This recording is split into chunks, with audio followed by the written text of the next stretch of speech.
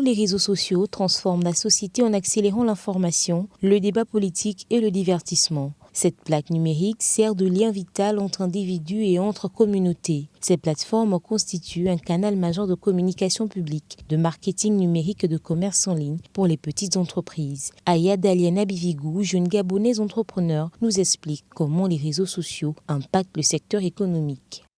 Je pense qu'aujourd'hui, suspendre les réseaux sociaux pendant une durée en plus indéterminée, c'est quand même il faut quand même prévoir la fermeture d'énormément de structures qui vivent des réseaux sociaux, qui communiquent au travers des réseaux sociaux. Vous savez, la télévision, c'est pas accessible pour tout le monde, c'est très cher.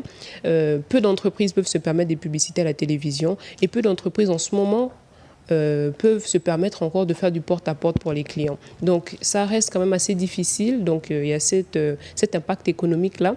En plus de personnes qui ont des magasins ou des entreprises physiques, il y a aussi tous ces jeunes-là qui se débrouillent dans les métiers du digital. Il y a des community managers, il y a des créateurs de contenu et énormément de personnes qui vivent au travers des réseaux sociaux. Outre l'aspect économique, les réseaux sociaux s'imposent également dans le domaine éducatif, comme un moteur d'apprentissage, et même dans la société en général. En tant qu'étudiante, moi je trouve que les réseaux sociaux sont vraiment importants parce qu'on communique à l'intérieur et on nous envoie déjà des cours à l'intérieur et on fait des cours en ligne. Et ce qui est bien pour la jeunesse et des étudiants comme moi.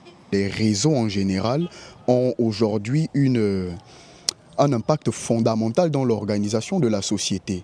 D'aucuns font leur programme de travail. Nous, par exemple, au milieu universitaire, des fois, on véhicule des informations la veille. Telle prof va passer à telle heure et etc. Il y a des emplois du temps, il y a même pour accéder à certaines plateformes comme e-bourse, téléverser des documents, etc. Donc, il y a pas mal de choses qui se font via l'accès à Internet. Cependant, son impact reste ambivalent. Aujourd'hui, le constat montre une fois de plus la face cachée des réseaux sociaux.